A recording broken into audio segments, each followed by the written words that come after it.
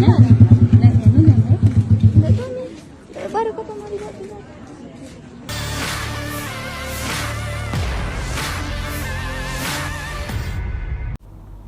Seorang pria bernama Idil Akbar Yahya dan wanita bernama Agus Kartina ditemukan meninggal di sebuah kos-kosan di Jalan Muhammad Tahir, Rabu malam 15 November 2023. Menurut warga yang berada di lokasi, sepasang pria dan wanita tersebut diketahui belum menikah dan si wanita masih berstatus mahasiswa. Mayat tersebut sudah berbau sangat menyengat. Terlihat puluhan warga memadati halaman kos-kosan tersebut. Dikutip dari akun media Instagram Teropong Makassar, dalam video terlihat polisi sudah hadir di lokasi menggunakan ambulans polisi dan memasang garis pembatas.